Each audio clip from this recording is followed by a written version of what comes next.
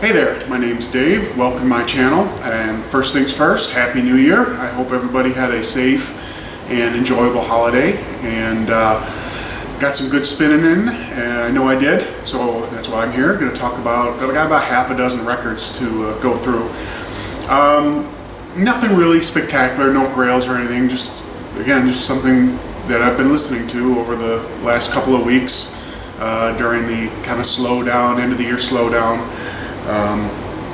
So without further ado then, let's get into it. This first one is the first album from a band called Britain. The album is Rock Hard, and this came out in 88 on TSR Records. And it's hair metal all the way. Britain, who was named after the lead singer Michael Britton, I believe his name is. Yeah, Michael Britton. Band out of California, kind of a second tier hair metal band.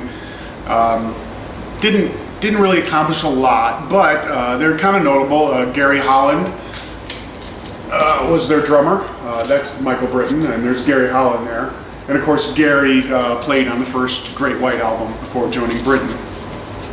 And it's not spectacular. There's a shot of the label. Not spectacular hard rock. It's not going to blow you away. But if you're a fan of hair metal, and I am, you could do worse than getting this album. It's enjoyable. I believe the band put out one more album in the 90s, perhaps. Yeah, I believe so. At some point in 98 or something like that. So this is kind of the only vinyl era album that they put out. But anyway, it was a good one. Rock Hard by Britain. Give it a shot if you're into hair metal. This next one is one of my favorite albums from the 80s, and I just hadn't had it. I had it on cassette when it first came out and wore the hell out of it, and then replaced it with on a CD, and that's what I've had until I could find a really mint, affordable copy, and that's finally what I did a little while back, and that's Synchronicity by the Police. And everybody knows this album. It's their most successful album. And unfortunately it was their last studio album, but it's got King of Pain, Wrapped Around Your Finger.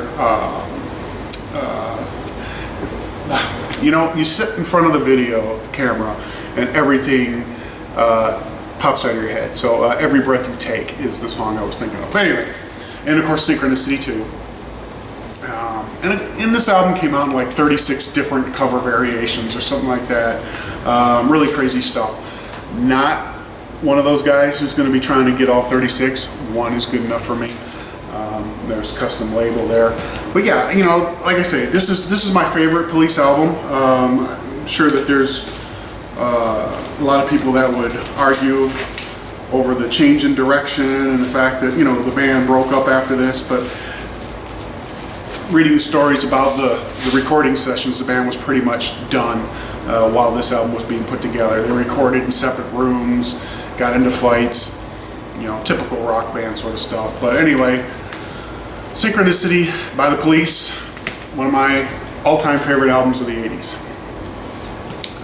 This next one is kind of a guilty pleasure, just this particular album, not the artist. And that's Thriller by Michael Jackson. This is going to be the only Michael Jackson album in my collection. And again, just for the hits on this album, Thriller, of course, Billie Jean, Pretty Young Things, Beat It, of course. The Girl Is Mine is a duet with Paul McCartney. Wasn't as successful as Say, Say, Say, which was on Paul McCartney's album Pipes of Peace. But anyway, that was interesting. It's on here. Another kind of interesting thing is, of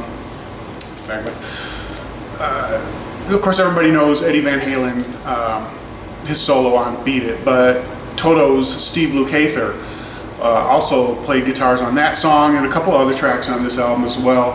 And so that's kind of interesting. And Porcaro, can't remember his first name, the drummer from Toto is also on this album. So, and I'm a fan of Toto, so But anyway, yeah, Michael Jackson's Thriller, again, another album that everybody probably knows, should know, anyway.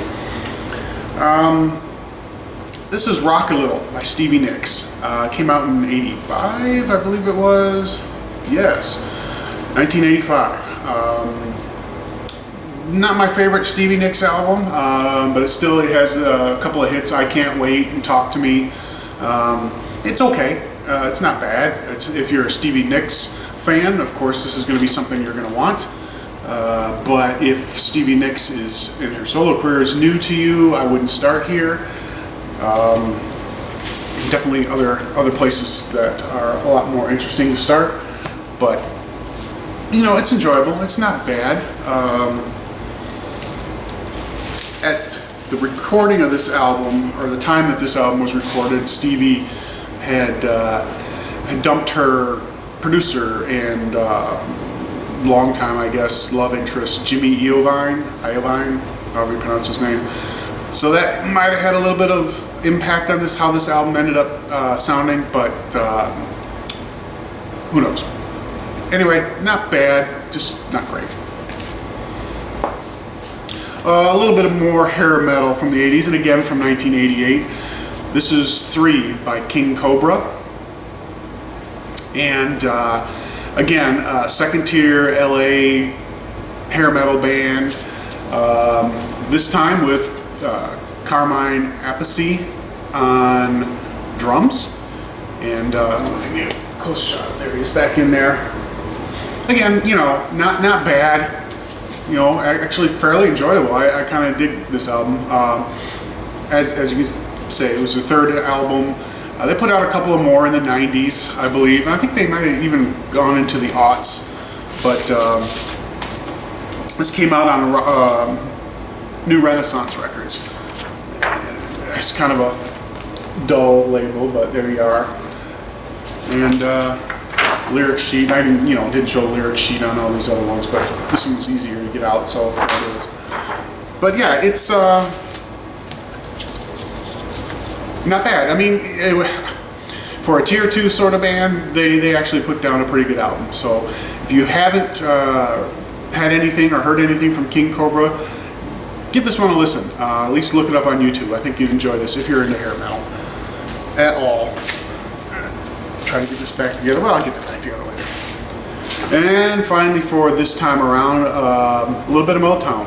Of course, that's what this channel is supposed to be all about. You know, Michigan music, but didn't work out this way this time around. But you know, here we go.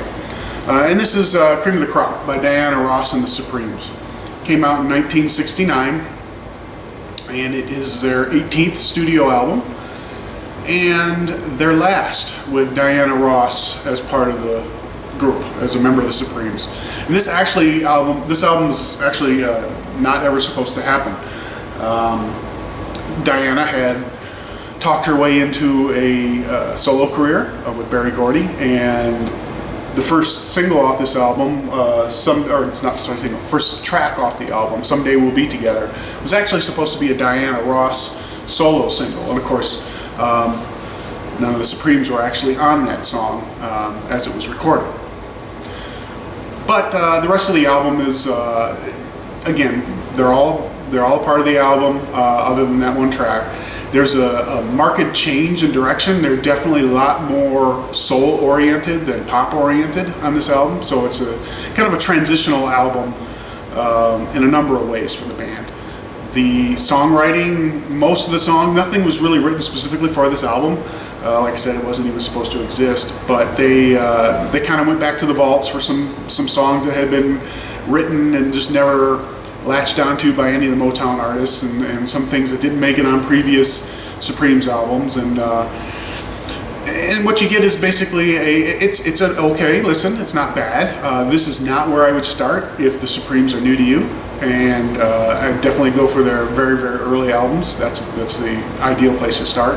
Although, of course, if you're a Motown fan, Supremes fan in general, then you're going to have this one in your collection eventually. But definitely not their best, but still an enjoyable listen. So yeah, Diana Ross and the Supremes, their last album together.